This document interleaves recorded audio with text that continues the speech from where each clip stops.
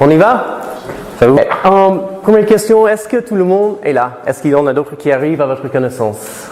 Est-ce que vous avez des amis qui arrivent ou... Non? Bon.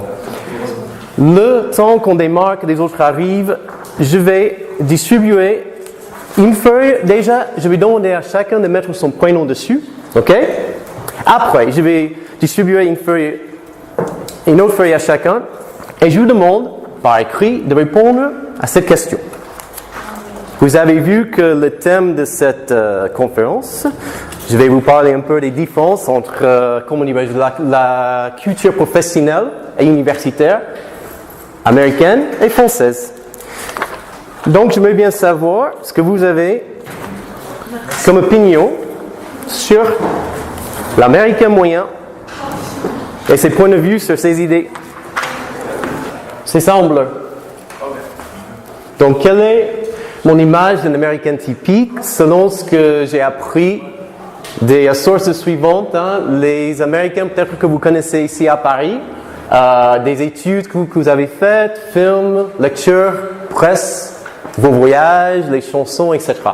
Pour vous, quelles sont les attitudes typiques des Américains en ce qui concerne, par exemple, la vie professionnelle, en ce qui concerne la réussite, l'argent, l'échec, les habitudes, les points de vue?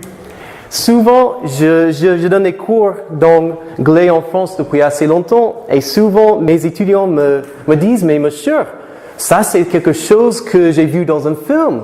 Donc c'est forcément vrai sur la vie américaine. Les Américains pensent et se comportent de cette manière-là. Mais c'est peut-être pas vrai à 100%. Hein? Il y a un grain de vérité dedans sans doute, mais peut-être pas à 100%. Donc quelle est votre image d'un Américain typique?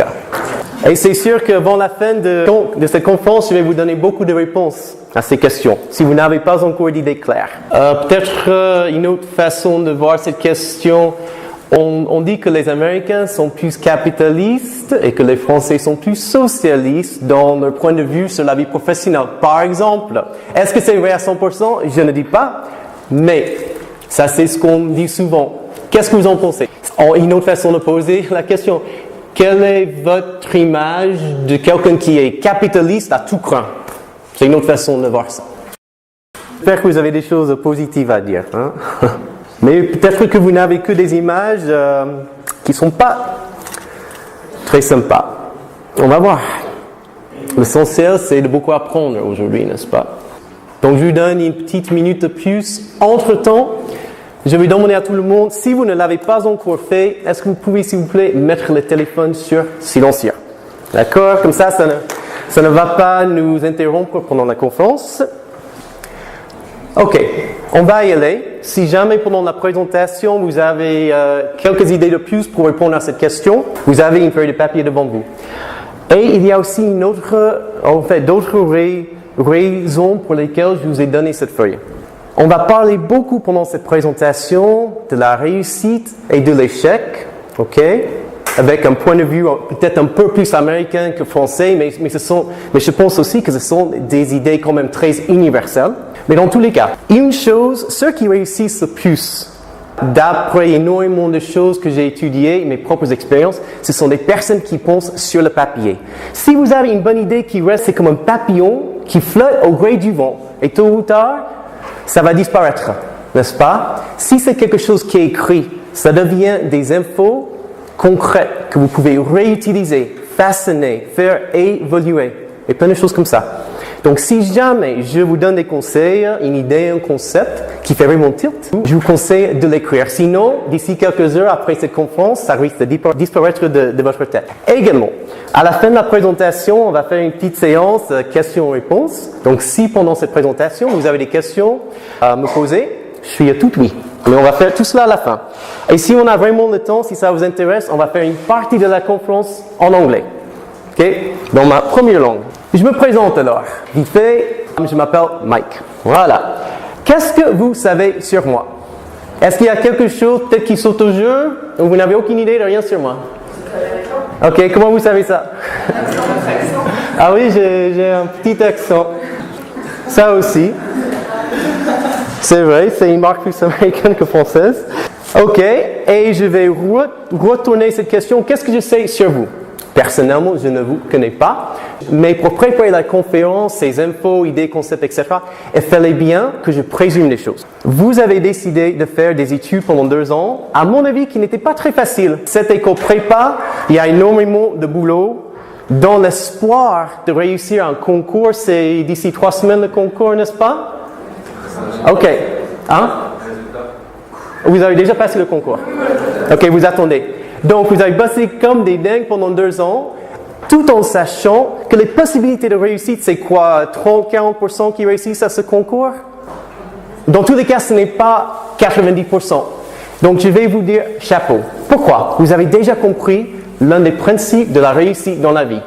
C'est-à-dire que vous avez décidé que pendant 2 ans, je vais bosser comme un dingue, je vais sacrifier un peu le court terme dans l'espoir de bâtir le moyen et le long terme. Parce que c'est sûr, le fait de réussir à ce concours, et puis après, de finir par un diplôme, un bac+5 d'une grande école en France, ça c'est un excellent diplôme. C'est-à-dire que vous, à la différence de la vaste majorité des personnes, qui ont quoi? Vous avez 20, 21 ans, j'imagine.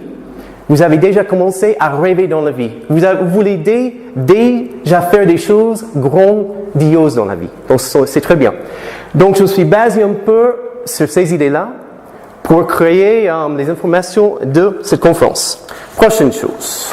Quels sont mes objectifs aujourd'hui? Moi, j'ai à peu près le double de votre âge.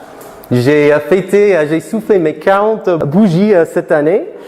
Donc, je ne suis pas un expert. Je suis comme tout le monde, hein. Des réussites, beaucoup, oui, j'espère. J'ai échoué aussi dans certains domaines, hein. Je suis comme tout le monde. J'ai des points forts, j'espère beaucoup, et aussi des points faibles.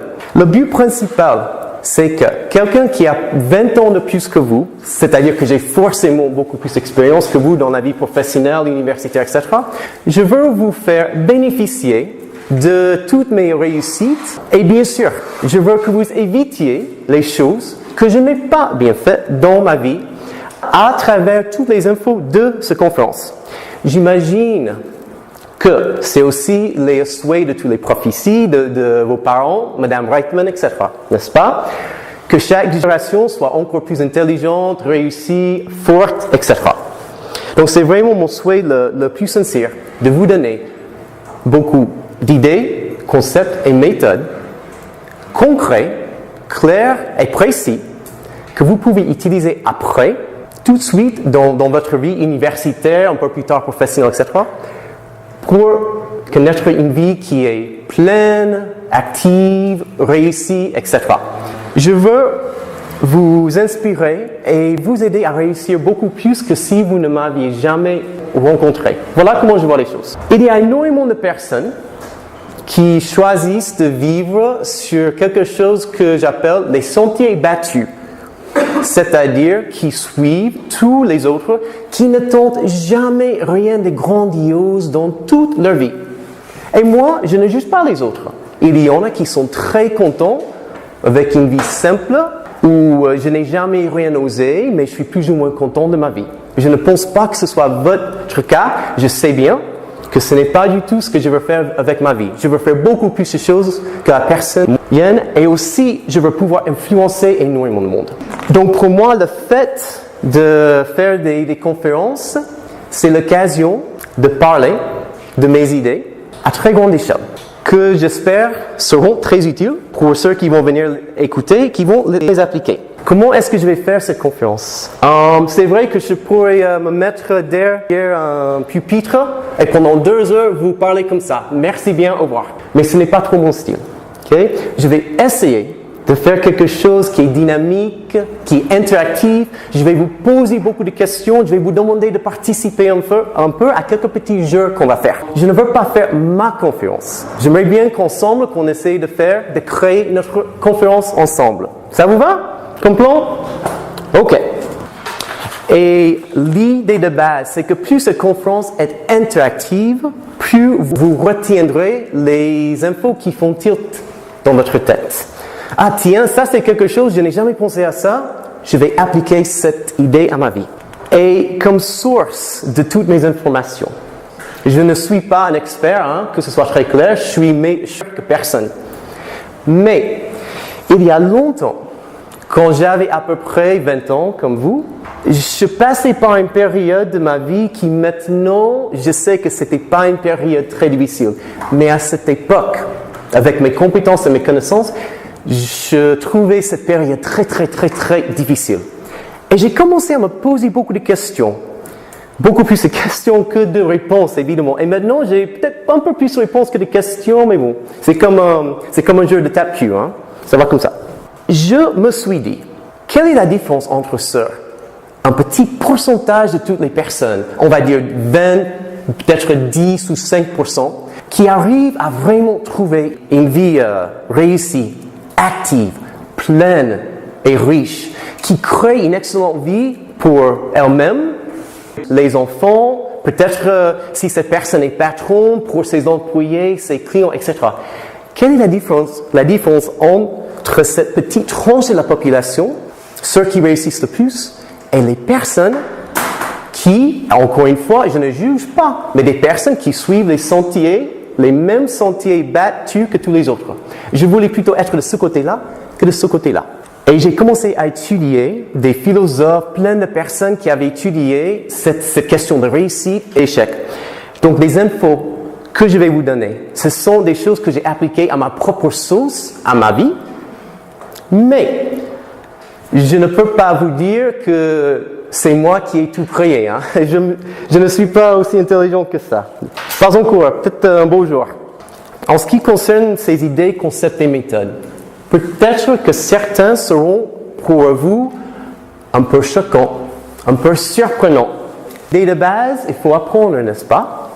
Et je ne vous demande pas de croire tout ce que je vais vous dire. Tout simplement, de bien ouvrir l'esprit et tout au moins d'écouter les infos. Après, si ces infos ne s'appliquent pas à vos besoins et désirs, ça c'est pas grave. Mais tout au moins pendant cette petite période de 2 heures, je vous demande tout simplement d'avoir un esprit très ouvert. Le thème, comme vous avez vu sur le grand affichage, partir aux États-Unis, que savoir pour un Français les conditions d'une réussite. Le problème avec un titre qui a quoi 10 mots, c'est que c'est quasiment impossible, et ça c'était la même chose dans le livre que j'ai écrit. C'est presque impossible de résumer le contenu avec 5 ou 10 mots. Donc qu'est-ce que ça veut dire ce thème? Et je parle en connaissance de cause. J'ai 40 ans, ça fait plus de 13 ans que je vis en France, et j'ai passé aussi un peu de temps à Québec, et à peu près 27 ans de ma vie que j'ai passé chez moi, en Floride, aux États-Unis.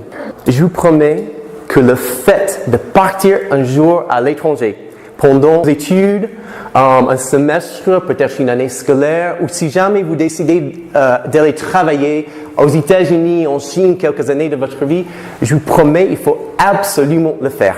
Ce sera des années les plus époustouflantes, incroyables, pleines de découvertes et d'expériences enrichissantes de toute votre vie. Donc, je vous conseille absolument de le faire. L'idée de base, c'est que si vous décidez de partir aux États-Unis, je vais vous donner des conseils sur, ce à quoi il faut s'attendre en ce qui concerne ces idées-là, si jamais vous décidez de partir aux États-Unis. La réussite, l'échec, comment on crée les conditions pour réussir, la culture universitaire et professionnelle, etc. Mais en même temps, je ne peux pas vous faire une liste d'idées absolues. Comme quoi, les Américains sont comme ça, les Français sont comme ça. Impossible, ok? Moi, je connais plein de Français qui pensent plus comme les Américains que comme les Français, et l'inverse aussi. Donc, ce ne sont pas des idées toutes faites que je vais mettre dans une catégorie. Et c'est-à-dire que je vais vous donner aussi beaucoup d'idées quand même universelles que vous pouvez appliquer quel que soit le pays où vous vivrez. Prochaine chose. Je vais vous parler maintenant, si jamais vous partez faire des études aux États-Unis. En ce qui concerne la vie universitaire américaine, qu'est-ce que vous pourrez compter voir là-bas? Une chose qui est très bien aux États-Unis, moi, j'ai à peu près l'équivalent d'un bac plus 6. J'ai fait 7 années d'études universitaires aux États-Unis. J'ai fini par à peu près l'équivalent d'un master's français avec commerce international. 2 des passions de ma vie d'ailleurs. Et une chose qui est très bien aux États-Unis, il y a beaucoup moins de distance entre les profs et les étudiants. Une chose que je pourrais critiquer en France, c'est que les profs en France sont quand même un peu trop distants, pas assez interactifs avec leurs étudiants. Et je trouve que c'est un peu dommage. Quand vous êtes enseignant, c'est parce que vous avez la passion de votre métier. Vous voulez partager, vous aimez bien le contact avec les gens. Donc c'est un peu dommage de ne pas faire ça à travers son enseignement. Un exemple, on va imaginer qu'un prof vient de finir un cours du soir à 20h, c'est juste avant les partiels. Le prof dit, écoutez, ce soir j'ai un peu de temps libre, si on passe au pub en face, vous avez posé beaucoup de questions sur ce partiel, on va aller au pub, je vais répondre à vos questions. Ça, ce serait tout à fait normal pour un prof aux États-Unis, niveau universitaire. Il va pas faire pote-pote avec ses étudiants, évidemment. Mais il y a quand même beaucoup moins de distance. Une autre chose qui va vous soulager beaucoup, aux États-Unis, pour avoir le même diplôme, vous ferez beaucoup moins de travail. La vie universitaire en France, à mon avis, il y a cette idée qu'il faut que chaque cerveau, que chaque crâne soit bourré, et donc on va faire une culture générale énorme. Aux États-Unis, on se focalise, oui, sur une culture générale, bien sûr, mais on va beaucoup plus se focaliser pendant ces 4, 5, 6, 7 ans d'études universitaires sur les cours dont les compétences et les connaissances seront utiles pour son futur métier. C'est-à-dire un peu plus de pratique que de théorie. En France, à mon avis, c'est un gros défaut du système scolaire. Il y a peut-être un peu trop de théorie, pas assez de connaissances pratiques. Prochaine chose, voilà quelques différences principales dans la vie universitaire aux États-Unis. Après, dans la vie de tous les jours, et excusez-moi, c'est un peu, ce que je vais dire, c'est un peu négatif, mais en France, est plein de Français m'ont dit la même chose. En France, quand quelqu'un, déjà, est-ce que vous connaissez le terme self-made man, self-made woman? Est-ce que vous savez ce que ça veut dire? Est-ce que quelqu'un peut me faire une petite définition? Qu'est-ce que ça veut dire pour vous? Self-made man, self-made woman. Parce que c'est un concept très américain, pas très français. C'est ceux qui sont partis de rien et qui ont réussi à arriver à un niveau. Voilà, vous êtes dans le milieu. Quelqu'un qui est parti d'un niveau très bas ou des classes moyennes et qui a connu une époustouflante réussite. Aux États-Unis, quelqu'un comme ça, quelqu'un qui arrive à faire cela, c'est quasiment un héros. Et tout le monde se dit, c'est vachement bien, félicitations, j'aimerais bien apprendre ce que vous avez fait, je veux être comme vous un jour. En France, c'est un patron qui a beaucoup de floues, c'est un criminel. Il vole. En France, on voit les choses comme ça. C'est une jalousie quand quelqu'un réussit. Je vous promets, quand vous aurez eu ce concours, j'imagine qu'il y a plein de personnes qui vont dire « Oh, moi, je pourrais faire un concours aussi pour une grande école, hein, c'est facile. » C'est qu'eux, ils sont pas nets. Moi, je suis quelqu'un de net, donc j'ai décidé de ne pas faire un concours. Donc ça, aux États-Unis, on est très content quand quelqu'un réussit. Et en France, ce n'est pas la majorité des Français, mais il y a quand même un pourcentage de la population qui n'aime pas voir la réussite des autres personnes. Du même coup, aux États-Unis, le gouvernement aime beaucoup plus ceux qui essaient de se mettre à leur compte, par exemple, comme vous un jour, dans les affaires. Le gouvernement aime beaucoup plus les hommes et les femmes d'affaires en ce qui concerne les impôts, la création d'une entreprise, d'un concept, d'une idée, qu'en France. Moi, je suis à mon compte. En fait, je suis un peu moite-moite. Je suis à mon compte, mais parfois aussi, quand je donne mes cours universitaires, je suis payé comme un salarié. Donc, je suis un peu moite-moite. Je suis dans les deux systèmes. Je vois le bien et le mal des deux systèmes. En France, l'administration du gouvernement met beaucoup de bâtons dans ses roues quand on essaie de réussir. Aux États-Unis, le gouvernement aime beaucoup plus ce concept des personnes qui commencent par rien et qui veulent aller très loin. Mais, quelque chose qui est moins bien aux États-Unis, les salariés, sont assez bien traités, mais quand même beaucoup moins protégés qu'en France. En France, et moi je parle en connaissance de cause, j'avais un petit resto en France pendant 4 ans. C'est presque impossible de virer un employé en France. Vous avez un employé qui insulte les clients, qui vole, qui pique à la caisse, Vous avez peut-être des parents qui sont dans les activités commerciales, qui sont propriétaires d'un resto, d'un petit commerce, j'en sais rien. En France, c'est presque impossible de virer. Aux États-Unis, le patron dit « Je n'ai pas assez de ventes, au revoir ». Vous avez piqué à la caisse, au revoir, et basta. Et on recommence mieux, parce qu'on va remplacer quelqu'un qui n'est pas sérieux par quelqu'un qui est au chômage, qui est sérieux. Et aux États-Unis, c'est vrai que c'est un peu difficile de virer quelqu'un, mais quand c'est quelqu'un qui ne travaille pas bien, le système américain dit, il y a plein de personnes qui veulent bien travailler, on ne te laisse pas travailler, jeune homme, jeune femme, au revoir. Donc en France, vous êtes très bien traité en tant que salarié. Un autre avantage, le SMIC aux États-Unis est beaucoup moins intéressant que le SMIC français. Mais vous ne serez jamais SMICard très longtemps. Peut-être quelques années après avoir obtenu ce diplôme, mais pas pendant longtemps. Donc, à mon avis, vous ne toucherez jamais le SMIC aux États-Unis. Dans les entreprises aux États-Unis, on a une façon plus carrée et concrète quand on analyse les choses. C'est-à-dire, on pourrait imaginer que juste en face de notre entreprise, il y en a une qui s'ouvre, qui vend les mêmes produits et les mêmes services, mais qui a un nouveau produit. C'est une copie de notre propre produit, mais qui se vend un peu moins cher. OK? Donc, tout d'un coup, cette entreprise en face va bouffer une autre part du marché. Aux États-Unis, dans une entreprise, ce serait la panique. On va avoir des réunions, on va analyser la pub, le marketing, les coûts et les ventes. Et tout de suite, on va mettre en place des méthodes concrètes pour concurrencer ce nouveau concurrent. En France, il y a plein d'entreprises, et moi je connais beaucoup d'hommes et de femmes d'affaires en France, ils disent « Oh, on va attendre un peu, on va voir. On va voir comment ça marche. » Et qui a raison? Les Français ou les Américains? Je ne sais pas.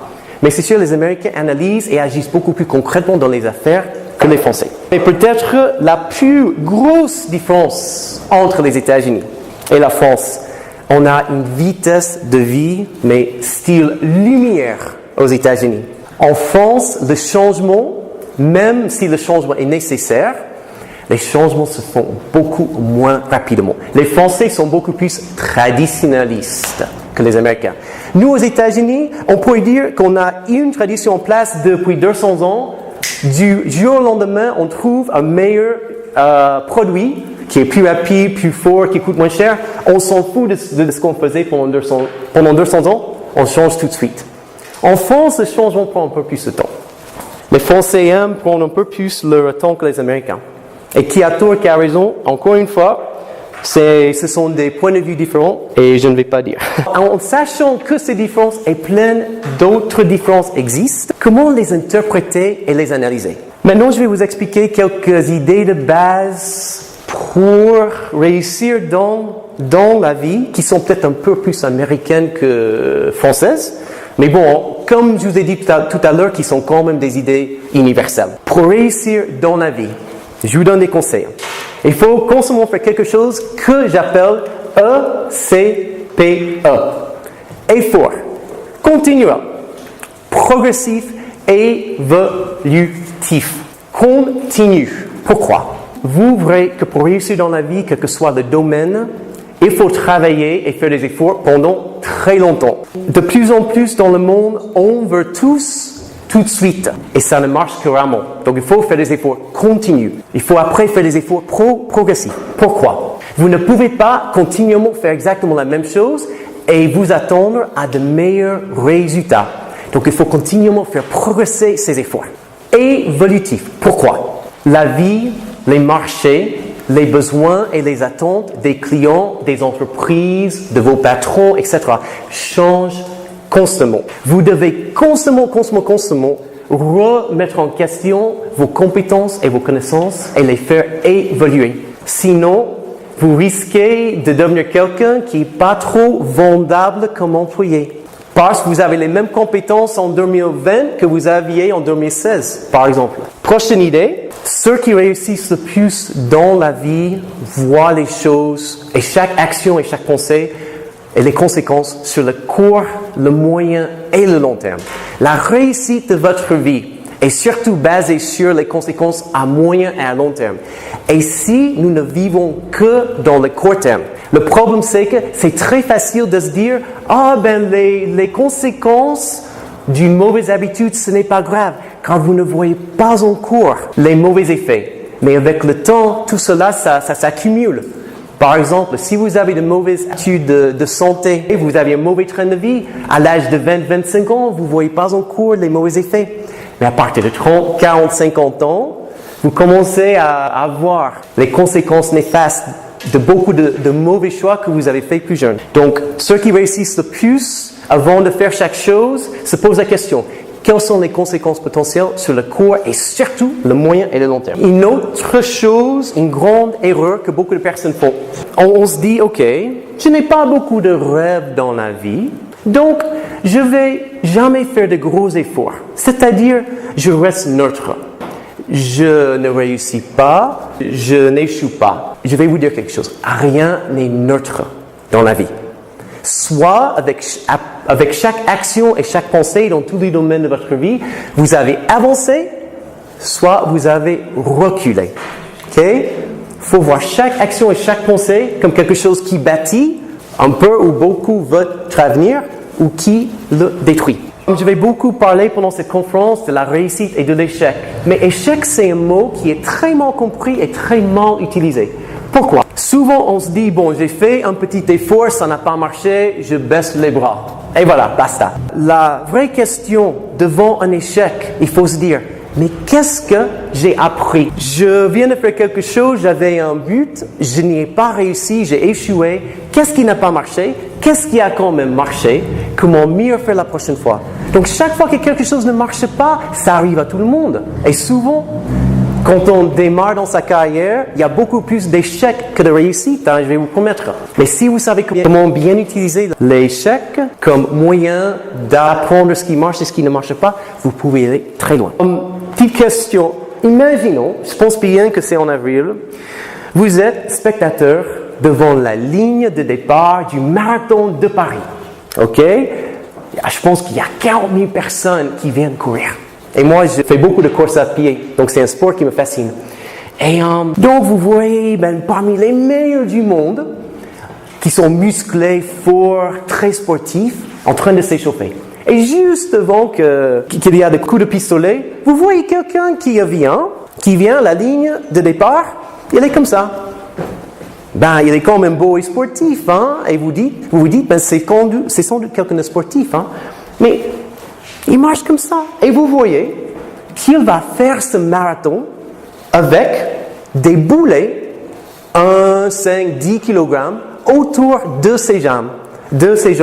Est-ce que ça, ce serait un peu bizarre? Est-ce que vous pouvez imaginer? Bon, c'est vrai qu'avec des boulets, on va peut-être finir la course. Il ne va pas gagner, il va peut-être finir ce marathon. Mais c'est sûr qu'il va passer un moment très difficile pendant cette course avec des boulets autour de la jambe. Dans la vie, on se crée quand même beaucoup de boulets. On pourrait dire que la vie est un long marathon, la différence entre la réussite et l'échec, mais on traîne énormément de boulets autour de la jambe. Je vais vous parler de quelques boulets en ce qui concerne la santé, c'est-à-dire les excès de consommation. Personne n'est parfait, et c'est sûr que le fait de fumer, c'est souvent stigmatisé, mais il y a plein d'autres habitudes qui détruisent votre énergie physique et mentale, et dont on ne parle pas trop. La malbouffe, le fast-food, la nourriture industrielle, les excès de consommation d'alcool, Nintendo, télévision, Facebook, Internet, toutes les choses comme ça. À vous de vous remettre devant la glace de votre vie et il faut être honnête et objectif. Et c'est très difficile parfois. Et de vous poser la question, quels sont des boulets que je traîne qui risquent de beaucoup me ralentir dans tout ce que je veux faire dans la vie?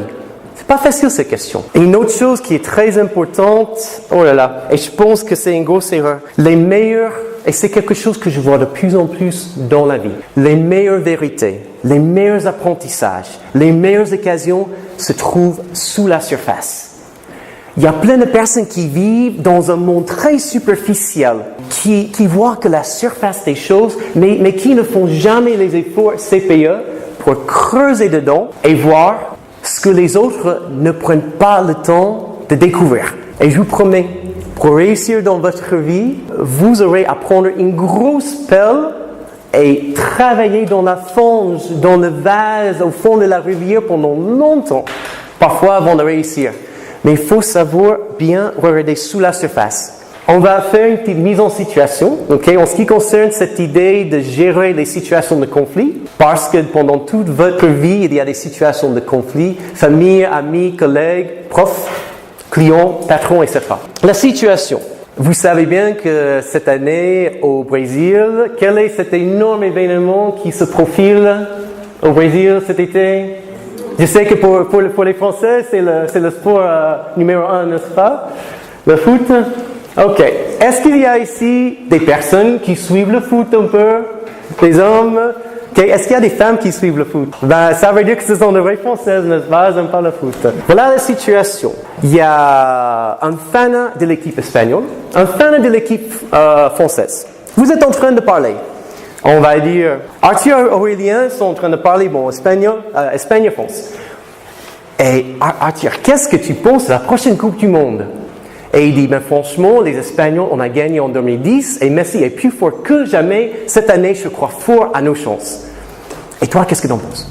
On a gagné en 98. En 2006, on était quand même finaliste. C'est vrai que depuis, on n'a pas trop brillé, mais on va y arriver cette année. Et Mike, Bibi, il rentre dans votre bar, vous êtes en train de discuter. Et Mike, et qu'est-ce que tu en penses? Et vous savez que je suis des États-Unis. Ah, vous parlez de quoi? Ah, la prochaine Coupe du Monde? Et je vous dis, historiquement, l'équipe américaine a vraiment dominé, a beaucoup gagné. Je crois fort à leur chance de gagner la prochaine Coupe du Monde. Qu'est-ce que vous voulez me dire?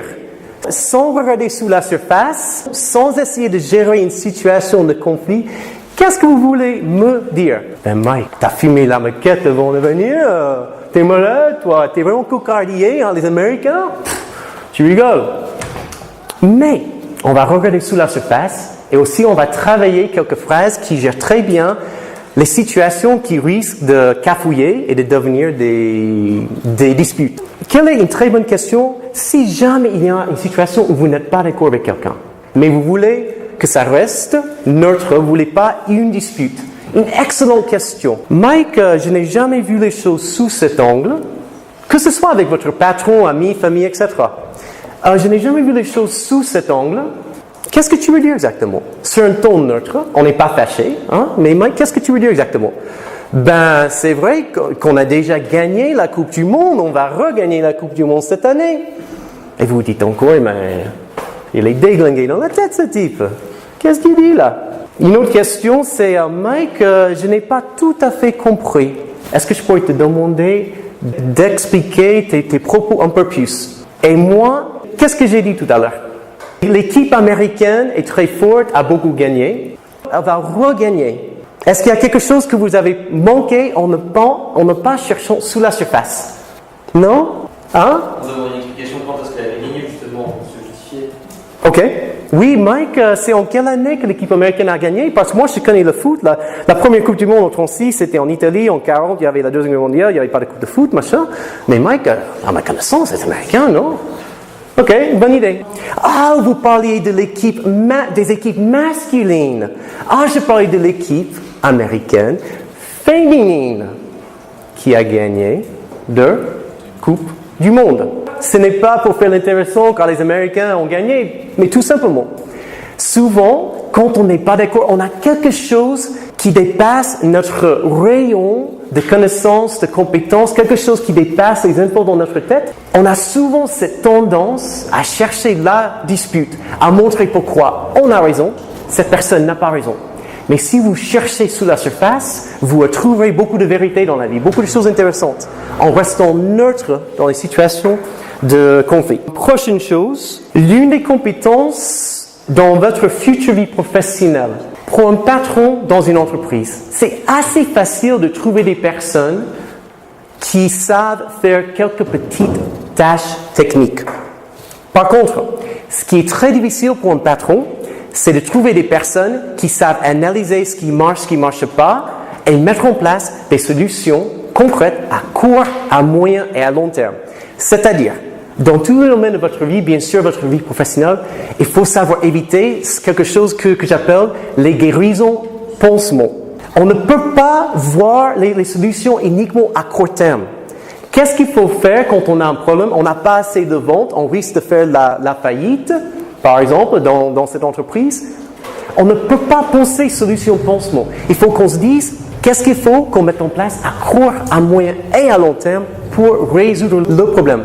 Et si vous ne me croyez pas sur ce point, si jamais vous assistez à un débat politique, il y a un candidat peut-être de gauche et de droite qui décide de prendre des questions de la foule. Si jamais un journaliste posait des questions comme « Et monsieur le candidat Dupont pour la présidentielle 2017, je crois, qu'est-ce que vous comptez faire pour réduire les impôts parce que les Français croulent sous les impôts maintenant ?» Et il va sortir quoi? Sa langue de bois, blablabla. Et il va proposer une solution pansement pour séduire ses électeurs potentiels. Mais par contre, si on pose la question à chaque candidat, qu'est-ce que vous comptez faire d'ici 1 an, 3 ans, 5 ans pour réduire les impôts, etc. Tout d'un coup, ça va leur clouer le bec parce qu'ils savent que la vaste majorité de leurs électeurs ne pensent pas aux vraies solutions qui sont nécessaires. On cherche des choses, des idées pansements, mais qui ne résolvent pas les problèmes. Après, un autre conseil que je vais vous donner pour réussir dans la vie, pour découvrir, connaître plein de choses, il faut que vous acceptiez de quitter votre zone de confort. Il y a trop de personnes qui vivent dans leur petite coquille, qui ne sortent jamais des sentiers battus de leur zone de confort. Il faut analyser les risques et savoir oser dans la vie. Vous ne pouvez pas rester sans jamais rien tenter dans la vie.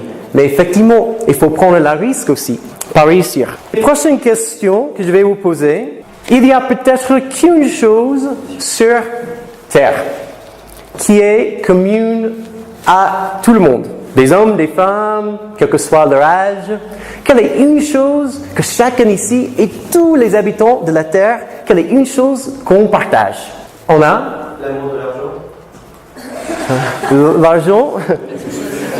L'amour de l'argent, hein? Il faut payer ses factures au minimum et plein d'autres choses. Oui, ça c'est important. Mais une autre chose, à part le fric, quelque chose qui est très important, il faut savoir que tout le monde a 24 heures, 365 jours par an. On a chacun la même quantité de temps chaque jour. Peut-être que la différence entre la réussite et l'échec dans la vie ou dans chaque domaine, c'est d'utiliser le temps qui reste à vous le plus efficacement que possible. C'est une façon de voir la réussite. Ceux qui réussissent le plus sont peut-être des personnes qui travaillent le plus efficacement avec leurs compétences, leurs connaissances, leur apprentissage et les occasions que la vie leur présente. Et pour résumer toutes ces infos que je viens de vous donner, il faut quand même, et si vous voulez bosser comme un dingue, si vous voulez beaucoup accomplir dans votre vie et continuer à atteindre et dépasser vos buts et vos objectifs, très bien. Et il faut toujours que chaque action remplisse 4 conditions. Il faut que ce soit légal, moral, honnête et déontologique. Si jamais vous vous sentez tenté de briser l'une de ces règles tacites, tôt ou tard, quelque chose que vous avez gagné incorrectement, c'est comme un petit chien aux trousses qui va venir un jour vous mordre. Donc attention à ces 4 principes guidants. Parce que c'est facile peut-être de se faire tenter. Et surtout dans une grande entreprise, comme si on a un diplôme, un bac+5 d'une grande école en France, on va travailler dans des grandes entreprises où il y a sans doute des centaines de millions d'euros qui flottent dans les caisses tous les jours. Hein. Donc attention à ces 4 principes guidants. Ok, maintenant on va définir la réussite. Quel est pour vous un mot qui résume plus que tout autre la réussite dans la vie? Est-ce que vous avez jamais pensé à ça? À votre âge, je n'y avais pas pensé malheureusement. Je vous écoute. Épanouissement. Ok, je suis d'accord. Mais ce n'est pas exactement le mot que je cherchais. Mais moi, je suis tout à fait d'accord qu'il faut continuellement avoir l'impression de progresser, de trouver de nouveaux horizons. OK? Mais un autre mot qui comprend bien cette idée, quelqu'un qui a des millions d'euros, mais un mariage misérable. Est-ce que c'est quelqu'un qui a réussi dans la vie? Pas vraiment. Quelqu'un qui, je sais pas, qui a eu dans sa vie tous les atouts, mais qui n'a jamais accepté de faire des efforts. C'est quelqu'un qui a réussi, même si c'est quelqu'un qui commence très haut? Non. Donc, ce que je veux vous faire comprendre, que la vraie réussite dans la vie, c'est l'équilibre. On va définir ça un peu plus loin. L'équilibre dans la vie, et ça n'arrive pas tout de suite. Ça n'arrive pas après 5 ans de boulot. C'est quelque chose qui arrive après 10, 20, 30 ans de beaucoup d'efforts CPE. C'est-à-dire, vous avez tout ce que vous voulez raisonnablement bien dans tous les domaines de votre vie. Pour moi, c'est une vie équilibrée. Et vous avez tout ce que vous voulez dans tous les domaines de votre vie. On va définir un peu ces domaines de la vie. Je vais les diviser en 2 catégories. La première, ce sont les domaines absolus de la vie. Tout le monde a besoin de eau, nourriture, abri et vêtements pour survivre, n'est-ce pas? On ne peut pas survivre sans ces 4 choses. Après, il y a un autre groupe de domaines. Je vais vous lister les principaux. On va dire qu'il y a sa vie professionnelle, il y a le domaine de la vie sociale, il y a le domaine de sa vie avec ses proches, famille et amis. Il y a sa petite vie amoureuse, c'est quand même important. Il y a sa vie sportive, active. Je sais que la vaste majorité des personnes n'ont aucune activité sportive, mais il faut, même si vous ne faites pas 5 ou 10 heures d'activité sportive par semaine, tout au moins une activité où vous êtes dehors, en plein air, en train de bouger, en train de vous défouler, quelque chose. Après, il y a le domaine financier. Il faut quand même quelque chose dans les coffres pour assurer sa retraite le plus tôt que possible et bien sûr pour payer ses factures. Après, je vais parler de quelques domaines qui sont souvent ignorés. Il y a un domaine intellectuel et de formation continue pour toucher à cet épanouissement de la vie comme elle a dit. Il y a énormément de personnes qui finissent leurs études au lycée ou à l'université et qui ne lisent jamais plus de livres le reste de leur vie, qui ne font jamais plus de formation le reste de leur vie. Si vous voulez avoir une vie riche, pleine et active, il faut constamment améliorer sa base de données, ses connaissances et ses compétences. Il faut constamment que vous remettez en question le monde autour de vous. Il faut constamment observer, analyser. Après, il y a le domaine de la santé. Et si on est vraiment malade, la vie peut devenir très difficile. Donc, il faut bien manger, avoir une vie active, etc. Et le dernier domaine sur ma liste, c'est quelque chose que j'appelle le bénévolat. Le fait de donner de soi sans attendre à aucune récompense directe, juste pour le plaisir de partager vos connaissances et vos compétences pour aider une autre personne à se sortir d'une mauvaise situation, à progresser dans sa vie. Et comment on comprend maintenant cette idée de la réussite. Je vous ai parlé des domaines de la vie, mais il y a une espèce de colle qui fait que tous les domaines se tiennent.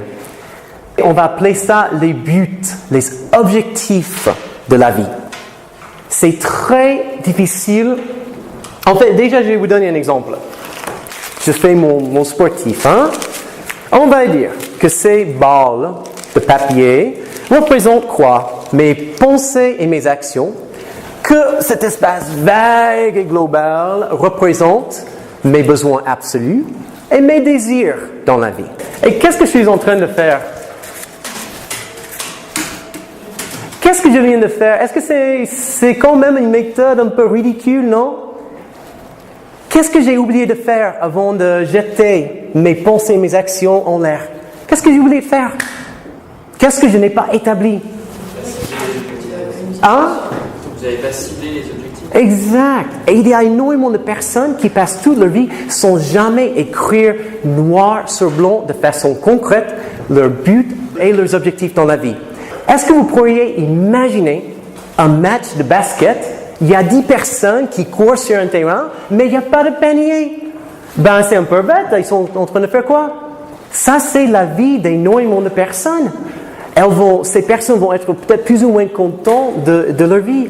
Mais c'est très difficile de vraiment réussir dans la vie si vous ne pouvez même pas voir les cibles, les choses que vous voulez accomplir dans la vie. Donc, il faut absolument, continuellement travailler une liste de buts et d'objectifs écrits et concrets. Et pourquoi? Parmi plein de raisons. Les buts créent une base concrète à partir de laquelle démarrer et mesurer sa performance. Si on ne sait même pas ce qu'on visait, comment savoir si on a réussi? Comment savoir ce qui a marché et ce qui n'a pas marché? N'est-ce pas? Ok, on va faire un petit jeu. Il me faut un peu d'aide. Il me faut un ou une assistant ou assistante. Il me faut... Est-ce qu'il y a quelqu'un ici qui a joué au basket, au hand, tennis? Ok. Et le prénom?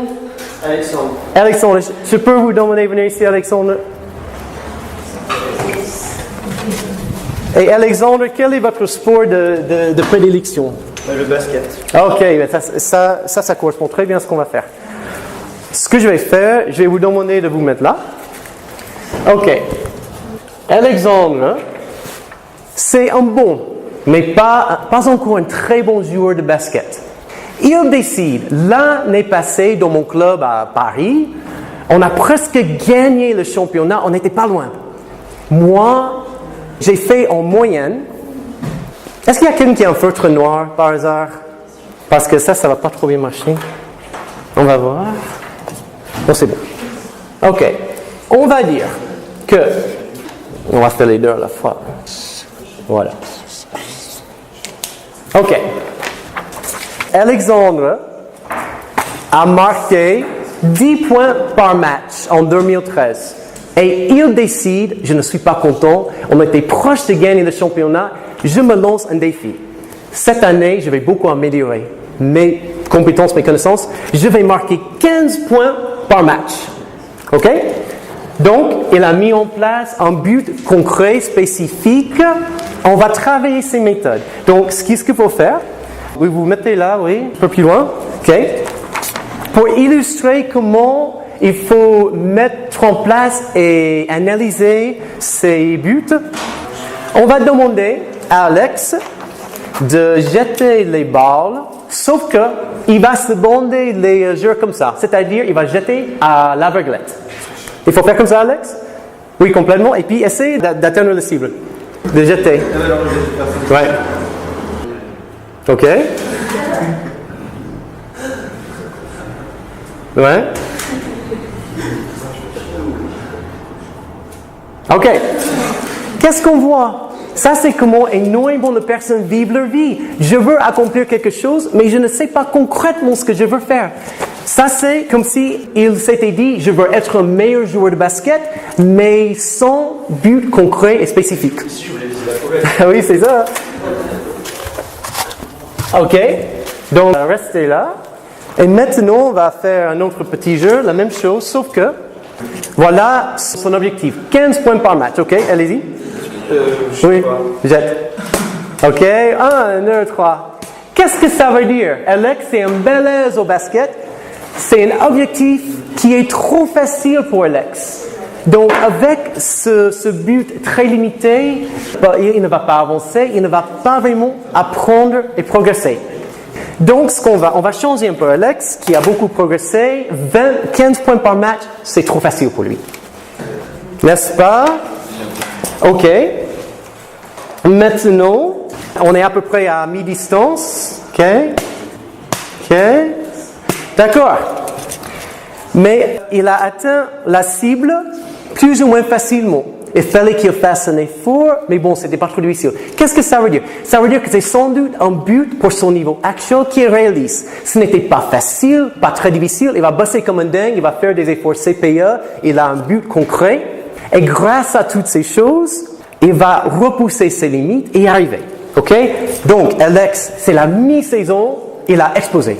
Il a maintenant une moyenne de 25 par match.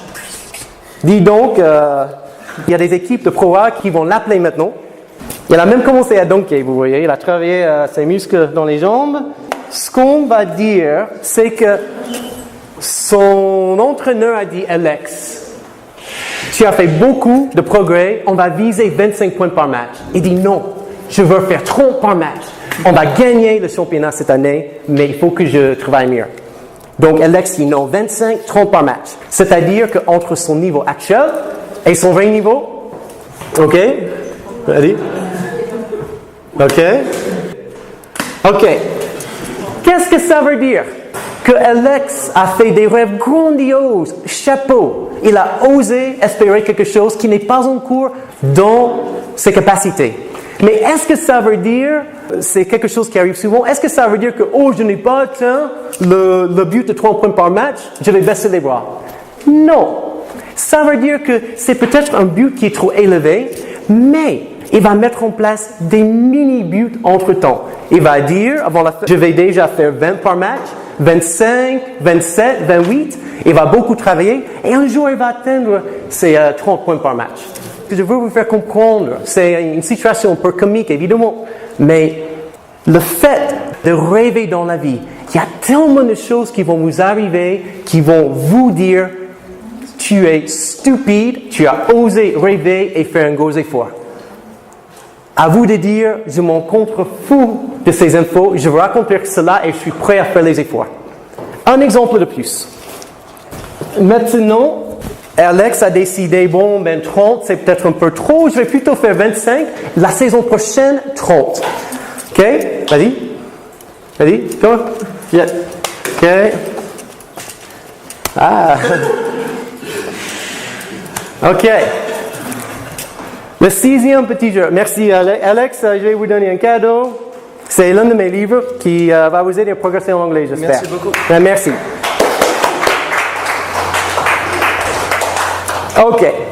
Qu'est-ce que vous avez vu là avec ce 6e petit jeu?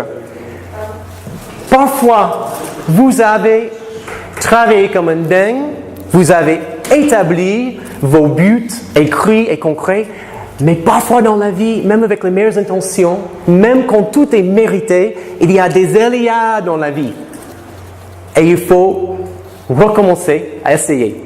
Même si vous avez tout fait parfaitement bien, il y a souvent des choses dans la vie qui vont venir, quelle expression, vous coupez l'herbe sous les jambes ou quelque chose comme ça, voilà. Hein? Couper l'herbe sous les pieds, voilà. OK? Donc même quand il y a des aléas dans la vie, il faut bien que vous ajustiez le tir. Donc je vous ai donné beaucoup d'idées qui me semblent être, bon, peut-être un peu plus américaines que françaises, mais quand même universelles. Maintenant, comment démarrer dans sa vie, en fait, à partir de maintenant? Vos profs vous ont sans doute donné beaucoup de conseils pour réussir à ce concours. Donc si le concours est déjà terminé, tant mieux. Tout simplement, vous avez parlé de l'importance de faire une liste concrète.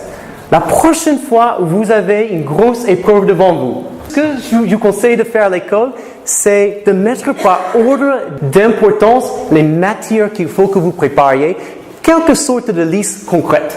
Par exemple, on va dire que maths, c'est la matière scolaire où vous ne comprenez que quick. Là, il faut beaucoup préparer. Après, c'est l'anglais, le philo, j'en sais rien. Et puis, on va dire que vous êtes super forte en économie.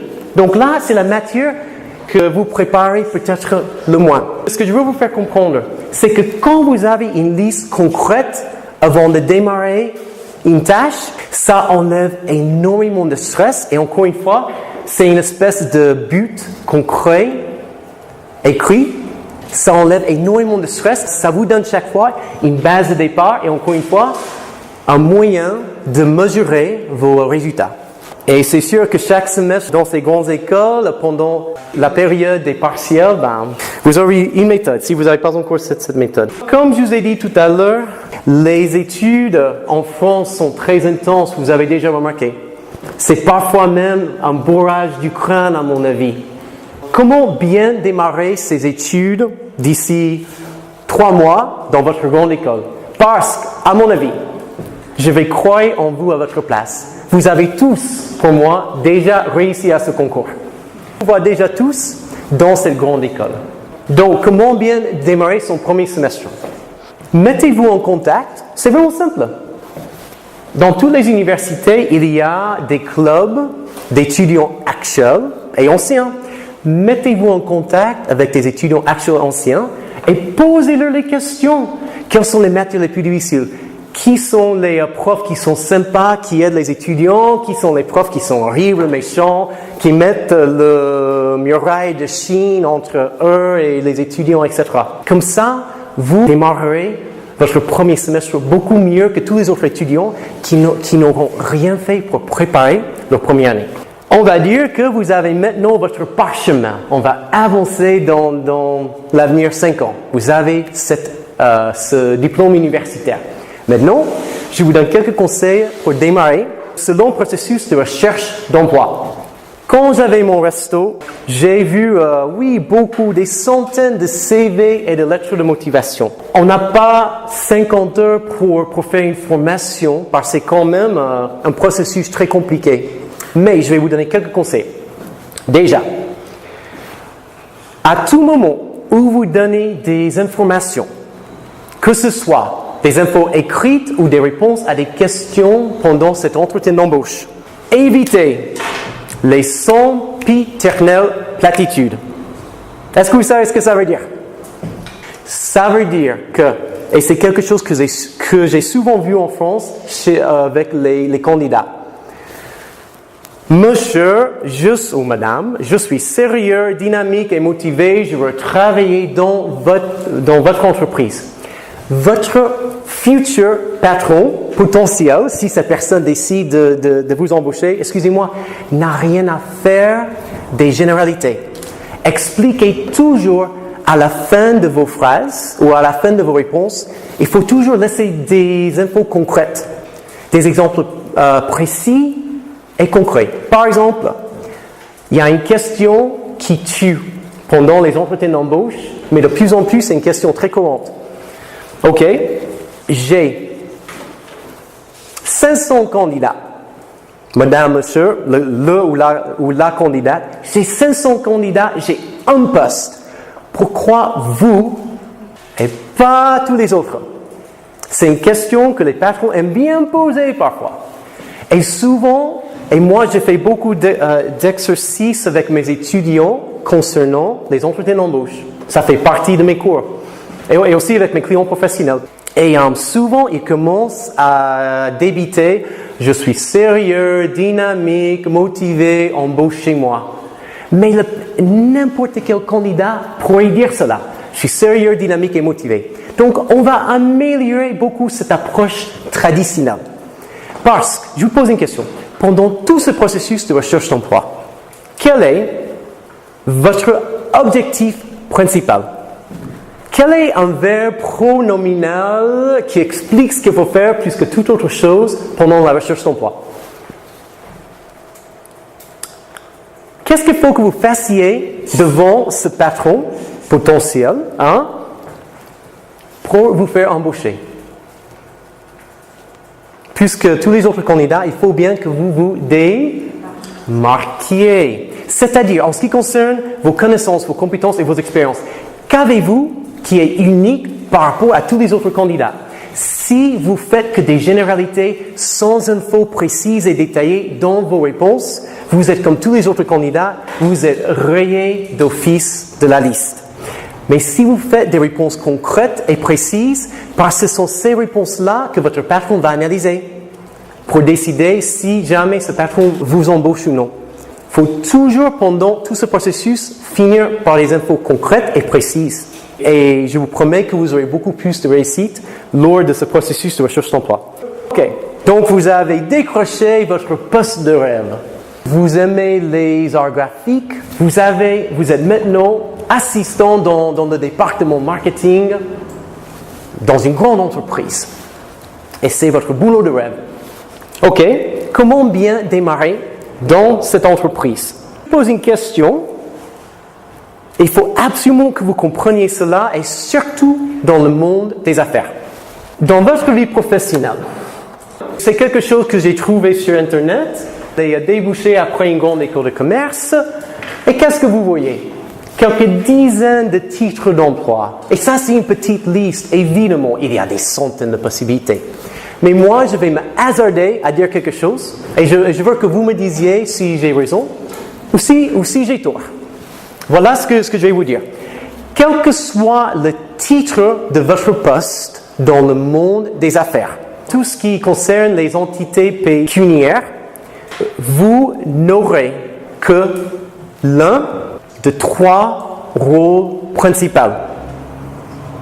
Quel que soit le titre de votre poste et les tâches que vous ferez chaque jour, chaque semaine, vous n'aurez que, vous ne remplirez que l'un des 3 rôles. Il n'y a que 3 rôles essentiels qui existent dans le monde des affaires. OK, une autre façon de poser la même question. Parce que c'est quelque chose que je n'avais pas compris à votre âge non plus. Une entreprise, pour réussir, éviter la faillite, qu'est-ce que cette entreprise doit faire? Il faut plus de ça que de ça déjà. Plus de?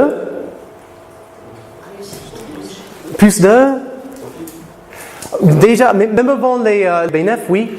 Plus de ventes, de rentrées d'argent que de sorties d'argent. Dans le but, en France, le but principal, selon mes clients dans les affaires, c'est plus d'assurer la pérennité de l'entreprise et bien sûr, beaucoup de bénéfices. Aux États-Unis, il faut bien sûr le plus de ventes que possible, le moins de coûts comme en France, mais aussi, disons que ce qui est plus important dans les entreprises américaines, c'est moins la pérennité que les bénéfices.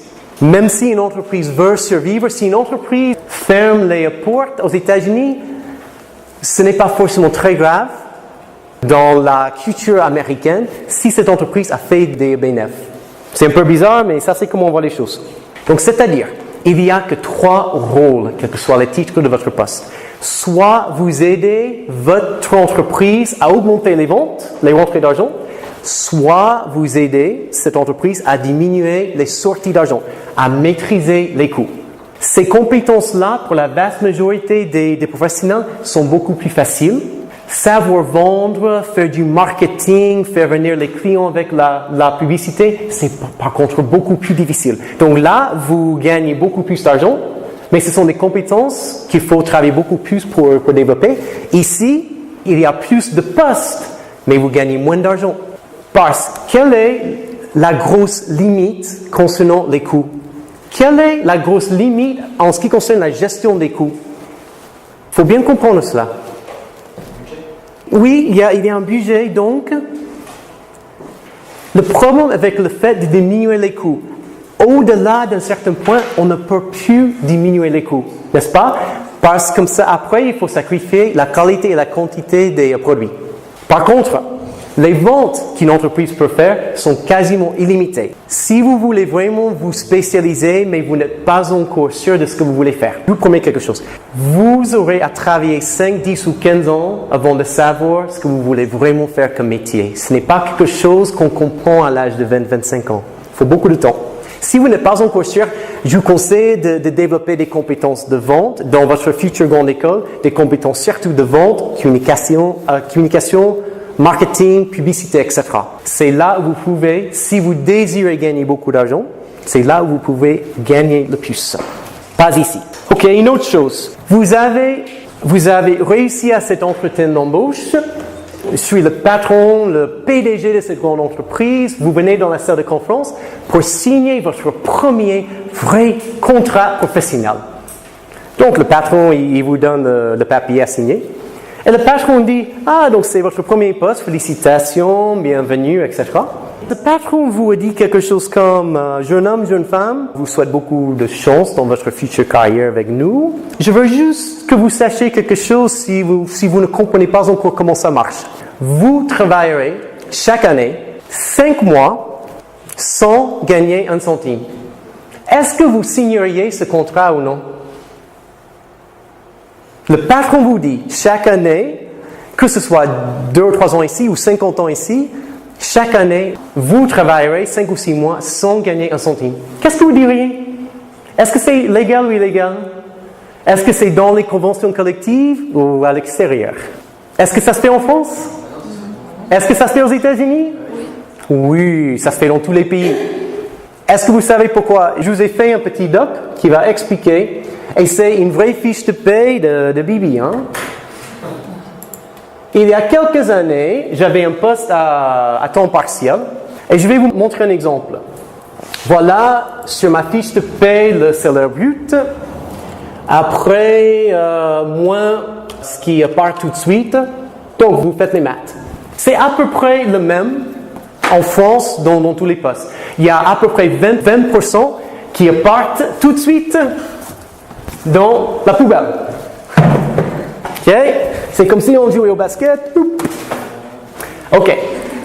Mais ce n'est pas la vraie histoire. Est-ce que vous savez qu'il y a quelque chose en France qui existe qui s'appelle les charges patronales, qui sont très chères en France, encore plus chères qu'aux États-Unis?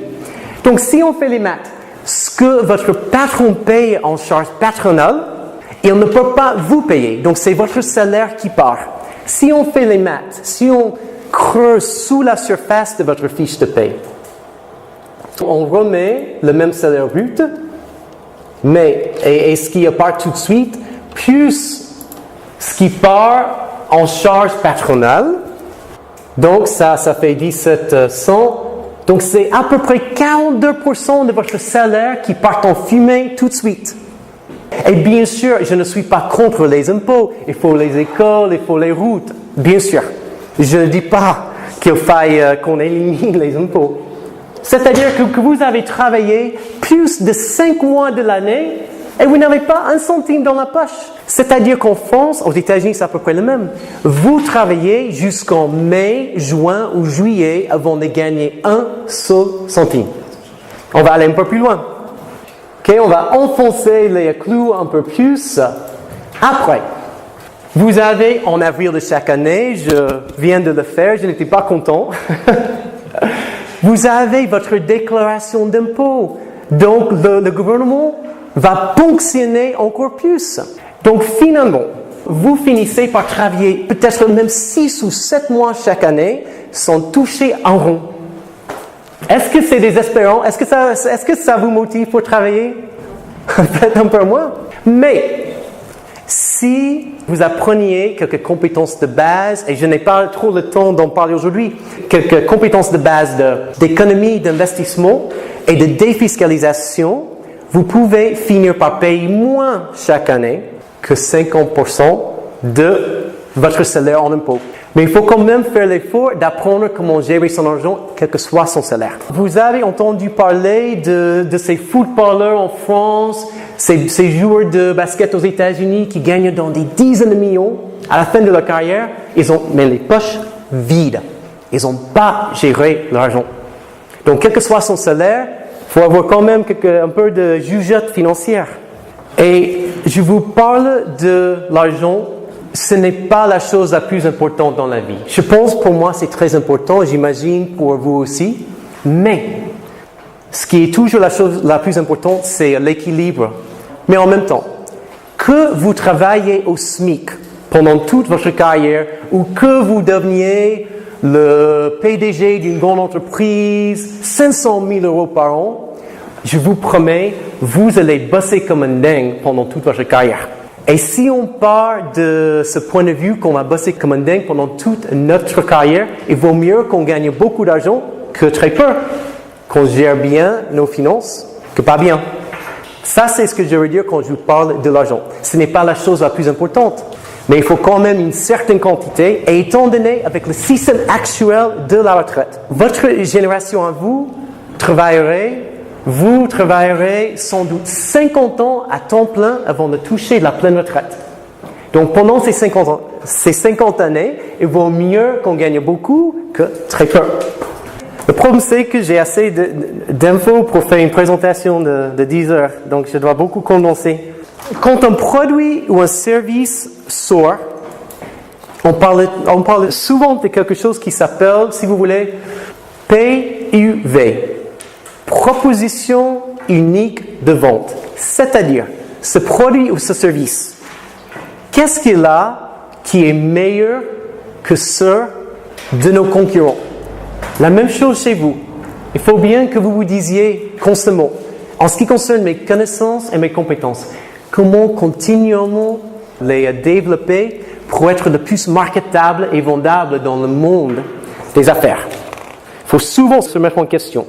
Est-ce que chacun d'entre vous, est-ce que vous avez l'habitude d'utiliser un agenda ou un planning tous les jours?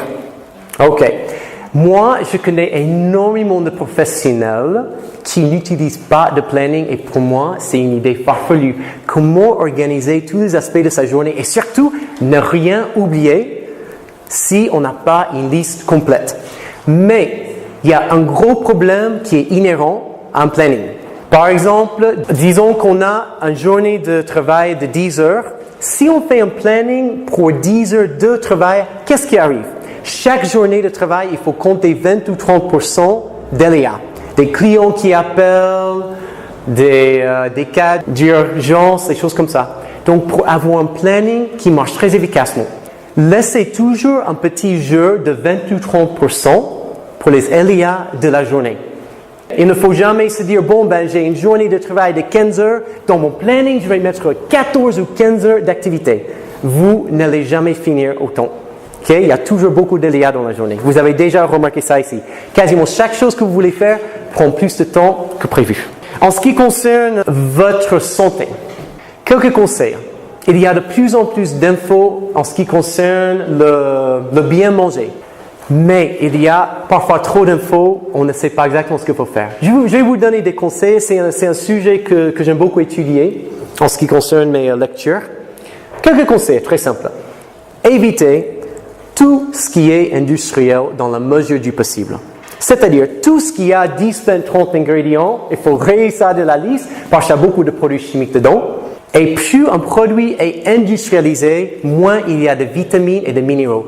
Donc, si c'est un produit très industriel, comme les choses que vous mettez dans la micro-ondes, les plats préparés, disons que ça remplit la panse et tout ça, mais c'est un repas quasiment vide qui nous apporte rien. Ça vous donne assez de calories pour survivre, mais sans beaucoup plus. Une autre chose, il faut éviter tout ce qui est blanc. Farine, la farine industrielle blanchie, des produits avec beaucoup de sel, avec beaucoup de sucre, et encore une fois avec des ingrédients que vous ne pouvez même pas prononcer, qui ont 20 syllabes et c'est plus un produit chimique que de la nourriture. Un bon exemple de l'importance de lire les étiquettes et de quand même un peu étudier ce que vous mangez. Est-ce que vous savez ce que c'est un ingrédient qui est utilisé dans le maquillage et dans les boissons? C'est quelque chose qui donne une jolie couleur rouge. Ça s'appelle le castoreum. Est-ce que vous savez ce que c'est? C'est une espèce de teinture naturelle qui donne une jolie couleur rouge à des boissons, à des bonbons, à des maquillages. Est-ce que vous savez d'où ça vient? C'est le jus anal d'un castor. Je ne blague pas. Et c'est utilisé dans la nourriture industrielle. Attention à ce que vous mangez, hein? Je ne blague pas. Castoreum. Comme castor et E-U-M à la fin. Si vous voulez, on va aller à McDo après. Hein? On va sans doute trouver beaucoup de castoreum à McDo. Il nous reste à peu près 30 minutes. Je vais vous faire quelques points de plus. Je vous ai parlé de la réussite financière. Mais c'est un terme très vague. Ce n'est pas forcément fonction de la quantité d'argent que vous gagnez. C'est surtout la quantité d'argent que vous gardez à long terme, à moyen et à long terme. C'est-à-dire, pour avoir une bonne vie financière, il faut toujours que vous gagniez plus que vous ne dépensiez. OK. Et le but essentiel d'une vie financière réussie, c'est quelque chose que j'appelle l'indépendance financière. Si vous n'obtenez jamais d'indépendance financière, c'est-à-dire que vous aurez à travailler 50 ans avant de toucher la pleine retraite en France, et est-ce qu'on peut compter d'ici 50 ans sur le gouvernement actuel pour nous fournir notre retraite? Demandez à vos parents maintenant, probablement pas. J'espère, mais bon. Ça m'étonnerait par contre, en France et aux États-Unis. Donc ceci dit, c'est quoi l'indépendance financière? C'est que vous avez des revenus passifs, je vais vous montrer un peu le schéma. Vous avez les revenus passifs qui payent toutes vos factures et les revenus de votre travail actif, à temps plein par exemple, ça sert seulement à étoffer vos investissements et vos économies. Très simplement, qu'est-ce que ça veut dire? Voilà les habitudes financières des classes moyennes et ceux qui sont, je ne juge pas encore une fois, les moins attendus, ceux qui ne comprennent pas l'importance de réussir la vie financière, tous les revenus deviennent dépenses pures et simples, presque rien ne devient économie et investissement. Et à la fin d'une vie active de 40-50 ans de travail, il n'y a plus de sous qui restent. OK? Il y a énormément de personnes qui vivent leur vie financière comme ça, parce que ces personnes dépensent presque tout ce qu'elles gagnent. Très peu d'économie. Quel que soit son salaire, ceux qui réussissent bien leur vie financière vont plutôt faire les choses comme ça. Et déjà, ça, c'est un extrait d'un livre qu'il faut absolument lire, qui s'appelle Père riche, Père pauvre. C'est un livre qui est sorti en 99, je crois bien. C'est l'un des meilleurs vendus de l'histoire de la littérature. Donc, c'est un excellent livre. Et ce n'est pas un livre qui a dit que le fric, c'est la chose la plus importante. Bien sûr que non. Mais c'est un livre sur l'intelligence financière. Donc, ceux qui vivent bien leur vie financière, beaucoup de ces revenus de la vie active étoffent les investissements et les économies. Ce que je gagne sur mes investissements et mes économies paye, c'est-à-dire mes revenus passifs. C'est-à-dire que ce que vous gagnez ici, ça devient vos revenus et ça fait un cercle. Donc, c'est-à-dire que passivement, vous avez une indépendance financière car ce que vous avez investi et économisé, même avec un petit taux de retour, ça travaille constamment pour lentement, à moyen et à long terme, pour vous enrichir. Et qu'est-ce que ça peut créer? On va aller un peu plus loin dans ce raisonnement. Quelque chose que j'appelle les intérêts composés. Est-ce que c'est possible sur une vie active de 40 ans de travail de faire des 96 000 euros plus d'1 million d'euros? Oui. C'est un principe qui s'appelle les intérêts composés. Le taux historique de retour à la bourse est à peu près 11%. On enlève 3% d'inflation, ça nous laisse, grosso modo, 8% de taux de retour à moyen et à long terme. OK? On ne peut pas devenir riche très rapidement, il faut du temps. Si vous pouvez mettre, vous qui avez 20 ans maintenant, à partir de 2019 par exemple, si vous pouvez mettre sur 40 ans 2 000 euros que vous ne touchez jamais, vous laissez ça grandir avec le temps, au bout de 50 ans de vie active, déjà au bout de 40 ans, vous avez déjà plus de 500 000. Au bout de 50 ans de vie active, c'est-à-dire quand vous aurez 75 ans, quelque chose comme ça, ça va faire que vous avez fait 100 000 euros d'investissement, vous avez généré avec ces intérêts composés plus d'1 million. C'est un exemple bien sûr un peu simplifié, mais c'est un vrai exemple des marchés financiers. À vous de faire les études après pour comprendre un peu mieux cela. Si vous avez un peu d'intelligence financière, ce n'est pas impossible d'obtenir une indépendance financière et de devancer l'âge de la retraite. Pour passer du temps en train de faire des choses les plus importantes, de voir vos familles, vos amis, de faire ses activités sportives, de voyager, etc. 2 ou 3 choses de plus.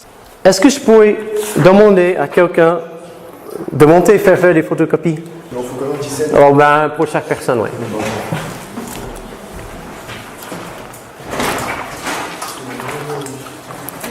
Ok, ce que je vais faire, je vais vous donner quelques minutes.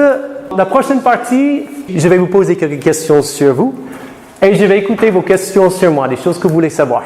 Mais juste avant de faire ça, une chose de plus, je vais faire un résumé de cette conférence sur cette feuille. Si vous me laissez une adresse mail, je vais vous envoyer un résumé de la conférence. Donc, les choses que je n'aurai pas eu le temps de vous montrer cet après-midi, je vais vous les envoyer. Ceci dit, il y a une chose de plus que je voulais vous montrer. En ce qui concerne les livres sur la réussite, quand on étudie les grandes réussites dans les affaires de l'histoire, c'est-à-dire des personnes qui ont beaucoup accompli et qui ont aidé plein d'autres personnes à progresser. Parce que ça, c'est la chose la plus importante. Ce n'est pas que sa propre réussite. C'est la quantité de valeur qu'on crée autour de soi-même. Famille, amis, et puis pourquoi pas pour le monde en général. Ça, c'est l'un des grands papas de tous les livres sur la réussite et les habitudes de ceux qui échouent et de ceux qui réussissent. Napoleon Hill. Après, ça, c'est un livre qui m'a énormément influencé. Et attention, ces titres sont trompeurs. Je vous promets que le deuxième livre, ce n'est pas un livre sur la réussite sociale. Ok, ce n'est pas un livre qui dit comment il faut draguer une fille dans un bar. Hein? Le troisième livre, c'est de tous les livres que j'ai jamais lus, c'est celui qui m'a le plus influencé. Comment vaincre le stress et les soucis. C'est-à-dire, comment supporter tous les aléas de la vie, de tous les jours. Après, le livre dont je viens de vous parler, Père riche, Père pauvre, et bien sûr, vous avez la version française. Si vous voulez vraiment peaufiner vos vastes apprentissages d'anglais, vous avez les titres en anglais. Ça, c'est un excellent livre, L'esprit millénaire. Il y avait un prof à une grande université aux États-Unis, je pense que c'était Harvard, qui a envoyé des sondages à des milliers de millionnaires avec plein de questions. Il a compulsé ces infos et il a écrit un livre en se basant sur les habitudes de ceux qui gagnent le plus et les habitudes de ceux qui gagnent le moins. Ça, c'est un excellent livre en ce qui concerne la communication. Brian Tracy, dans le foot, il y a Zidane, il y a Pelé. Dans le basket, il y a Michael Jordan. Dans le tennis, l'un de mes préférés, il y a un dénommé Roger Federer. En tout ce qui concerne le coaching professionnel et les livres, les DVD, les MP3, les vidéos, c'est le grand papa Brian Tracy. Et certaines de ses œuvres sont écrites en français aussi. Je pense bien qu'il parle français. Je ne sais pas s'il fait ses conférences en français par contre, mais je pense bien qu'il parle français. Mais Brian Tracy, tout ce que vous pouvez trouver de Brian Tracy, il faut absolument étudier. Et puis finalement, tous les livres dans la série, par exemple, les finances pour les nuls, l'anglais pour les nuls, la réussite professionnelle pour les nuls, etc. Et j'ai également trouvé quelques sites Internet. Ce qui est bien avec des sites Internet, ce que je vous conseille de faire, c'est de trouver un site Internet dont vous aimez bien le contenu et vous vous inscrivez à leur newsletter. Chaque jour, vous avez quelques petits articles sur un sujet que vous aimez bien et où vous pouvez beaucoup apprendre. Ça, surtout, le préféré pour moi, c'est earlytorise.com. Et pour vous, ce serait une bonne occasion de retravailler un peu votre anglais. Parce que pour le moment, c'est un site à 100% en anglais. Donc, je vais vous demander de faire deux choses. Je vais vous laisser une évaluation. Je vous avais dit que je pense que c'est très important de constamment analyser ses compétences et ses connaissances et surtout de se remettre en question. Donc ici, je m'expose à vous. OK? C'est-à-dire, je vous demande de critiquer les infos et ma conférence de cet après-midi. Je vous demande aussi, si vous voulez en résumé de la conférence, de laisser un mail. Mais dans tous les cas, je serai très content, même si vous avez des choses à dire qui ne sont pas très dithyrambiques, c'est pas grave. Mais j'aimerais bien savoir ce que vous avez vraiment pensé de ma conférence aujourd'hui. D'accord? Donc, 1, 2, 3. Et moi, je vais quitter la salle pendant quelques minutes Et entre-temps, je veux que vous finissiez cela et aussi que vous fassiez une liste des questions que vous voulez me poser. Et je vais me présenter à vous après, peut-être même en anglais. Donc, c'est-à-dire, si on fait comme ça, il faut que vous me posiez les questions en anglais aussi. Facile. Est-ce que vous avez des cours avec Axel Delmotte? Il est toujours prof ici? D'accord. C'est un bon prof, lui. C'est un très bon auteur de livres de grammaire. Est-ce que les questions sont claires? Ce que je vais faire, je reviens dans quelques minutes. D'accord? Vous avez fini de remplir? Vous avez besoin de quelques minutes de plus? C'est bon? Bon, je vous laisse finir l'évaluation si vous avez des commentaires finaux. Entre-temps, on va être démocratique. Les 15-20 minutes qui nous restent.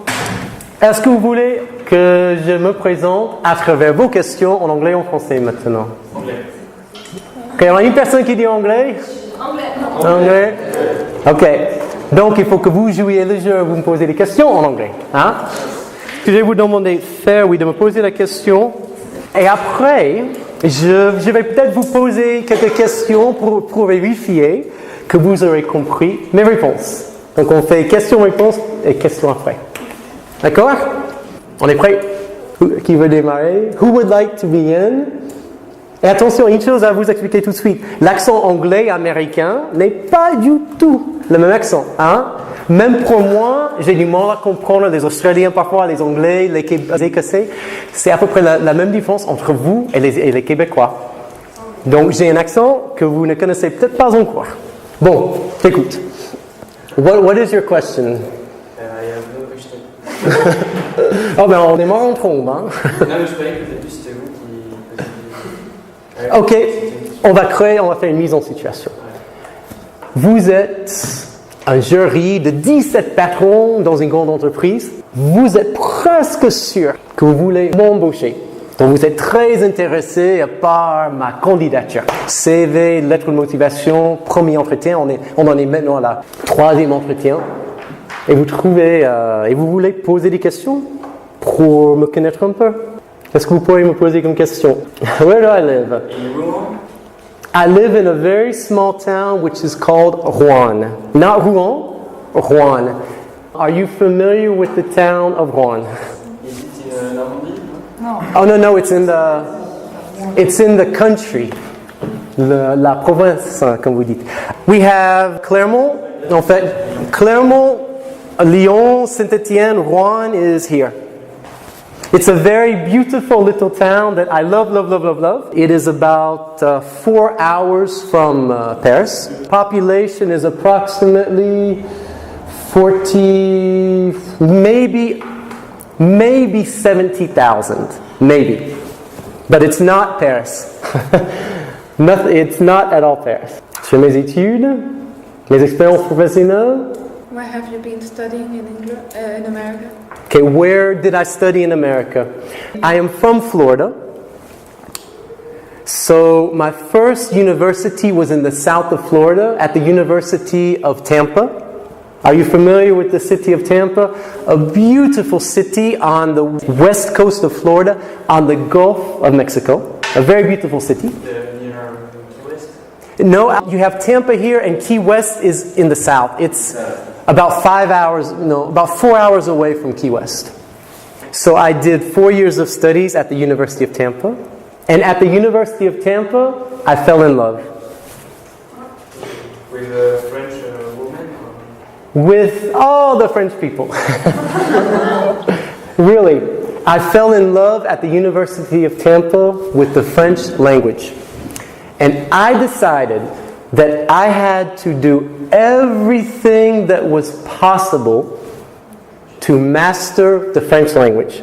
I think that speaking a foreign language, living in another country, traveling are some of the most incredible things that you can do with your life. You must absolutely leave your country for a few years of your life.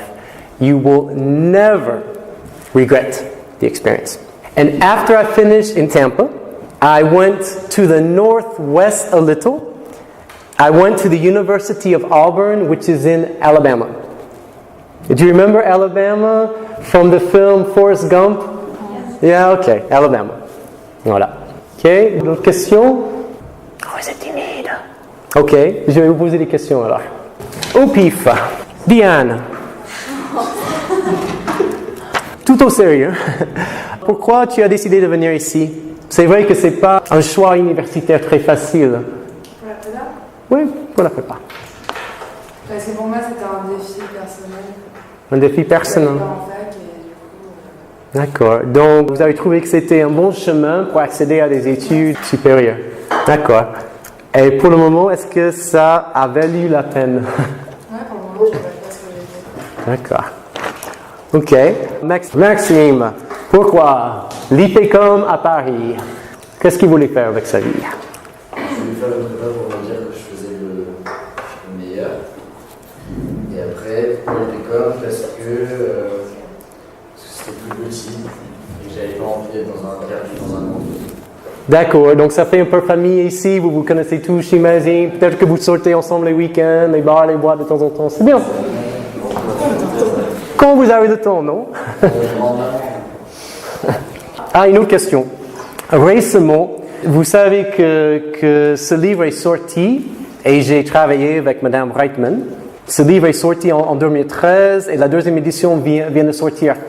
Quelqu'un de Chérie FM m'a appelé. Il connaît quelqu'un que je connais sur Rouen. Rouen, c'est une petite ville où tout le monde se connaît. Il faut se faire pistonner dans la vie, n'est-ce pas? Il m'a appelé pour faire une interview qui allait être diffusée après à la radio. Et l'une de ses premières questions, c'était un peu difficile. Il m'a dit, Monsieur Lestock, qui a écrit ce livre, machin, machin, le site internet, machin, machin, on va lui poser quelques questions. Monsieur Lestock, on dit souvent que les Français ne sont pas forts en anglais, en langues étrangères. Et pourquoi? Et il fallait que je réponde à cette question, mais je ne voulais pas trop oser, car je ne peux pas dire, et ce n'est pas vrai d'ailleurs, je ne peux pas dire que les profs soient nuls en France. On ne peut pas blâmer les profs. Je veux dire, c'est tout un système qui a des failles. La question que je veux vous poser, jusqu'à quel point vous sentez-vous à l'aise en anglais? Le fait de parler devant un groupe en anglais, d'écrire en anglais? Est-ce que vous avez l'impression de bien assimiler vos 2 années de cours d'anglais ici et avant au lycée, au collège? Oui, non, globalement. Est-ce que vous sauriez aller aux États-Unis en septembre et intégrer une fac où tous les cours sont en anglais? Si vous pouvez faire ça, c'est déjà pas mal. C'est pas facile, hein? OK? Et si beaucoup de personnes pensent, en France, que les Français ont du mal à assimiler l'anglais, peut-être qu'il y a un grain de vérité. Dites-moi, pourquoi, qu'est-ce qui manque à votre avis? Parce que vous avez vu le système, hein? Vous avez connu le système au collège, au lycée ici. Qu'est-ce qui ne marche pas en anglais? Qu'est-ce qu'il faut améliorer concrètement dans le système de l'enseignement de l'anglais en France? Qu'est-ce qui manque? Il faut plus parler. On fait plus quasiment que de l'écrit. Ça, c'est ce qu'on m'a dit. Bon, donc, plus utilisation de ces compétences à l'oral, oui? Plus écouter aussi, je pense. D'accord, des supports, des enregistrements, des séries télévisées, des choses comme ça. En fait, je vous montrais qu'on parlait sur tout le collège lycée que 15 minutes en anglais. Ah oui, pendant toutes ces années-là, oui. Ah, ça c'est dommage. Effectivement, on peut avoir beaucoup d'infos dans la tête, mais les faire sortir en anglais spontanément, ça c'est tout autre chose. Et moi, je parle en connaissance de cause parce qu'à votre âge, je commençais à apprendre mes premiers mots en français, les premières phrases. Et c'est un processus très dynamique qui m'a beaucoup passionné, mais ce n'est pas un processus facile. Donc, vous avez parlé... OK, il n'y a pas assez de pratique à l'oral, pas assez d'écoute. En ce qui concerne ce que vous apprenez concernant la grammaire, c'est-à-dire la construction des phrases, qu'est-ce qui manque? Parce que souvent, mes étudiants, ils me disent, monsieur, où est-ce qu'il faut mettre do, does, has, have, did, was, were, etc. Qu'est-ce qui manque concernant la grammaire et la construction des phrases pour vous? C'est pas assez pratique? Oui, parce qu'on nous apprend des règles, mais après on ne peut pas les mettre dans une phrase. Et créer une phrase avec. Quand on ne parle pas, on apprend des règles, mais on ne sait pas comment les placer. Voilà. D'accord. En pratiquant un peu plus, ça se place automatiquement. Oui, c'était comme une colle qui fait que la sauce tienne, quoi. Que la maillot monte. Quoi? Est-ce qu'il y en a ici qui sont déjà partis à l'étranger, dans un pays anglophone? Tout au moins en vacances. OK, bien. qui ont travaillé dans un pays anglophone. Au petit boulot d'été. Ah oui. Et c'était quoi comme expérience? Un stage de un peu moins d'un mois dans une entreprise anglaise. Dans une entreprise anglaise. Ok. Et est-ce que c'était difficile la première semaine de comprendre et puis après c'était plus facile ou... Je suis bilingue, ma mère est anglaise, donc pour moi c'est Ah, ça va. naturel. Ah ouais. D'accord. Et pour les autres, est-ce qu'il y en a qui ont fait des études à l'étranger? Pas encore. Vous n'avez pas encore eu le temps. La fin de CE2? Le temps passe vite, hein? Le temps passe vite. En toute honnêteté, et ça ne va pas m'offusquer, mais il y en a combien qui ont déjà prévu de partir aux États-Unis? Personne? Je veux dire pour vos études, pour travailler? Pour travailler pour les études? À Los Angeles, ça. Pourquoi pas? Oui? Ce serait plus pour le travail ou pour les études? Ou les deux? Les deux. Ok. Moi, comme je vous ai dit pour démarrer, les années à l'étranger seront, même si vous décidez de revenir, ce n'est pas grave. Votre famille et vos amis, copains, copines vont toujours attendre. Mais si vous avez l'occasion de partir, comme vous en aurez pendant vos études, mais profitez-en. Okay, quelques commentaires finaux. Encore une fois, je réitère mes souhaits les plus sincères. Je vous ai dit que je ne suis pas expert. J'ai beaucoup appris dans la vie comme tout le monde. C'est tout simplement que je choisis de communiquer mes idées à grande échelle. J'espère sincèrement vous avoir donné beaucoup d'idées que vous pouvez appliquer tout de suite pour beaucoup plus réussir dans certains domaines de votre vie. Si vous devez partir tout de suite, aucun problème. Je vous remercie tous d'être venus. Si vous voulez rester un peu plus longtemps, je pourrais vous faire quelques petits commentaires, à mon avis, qui sont très nécessaires. On n'a pas eu le temps tout à l'heure. Concernant les élections récentes. J'ai quelques commentaires, des choses, à mon avis, qu'il faut que vous compreniez. Les élections Européennes. Je vous remercie d'être venu.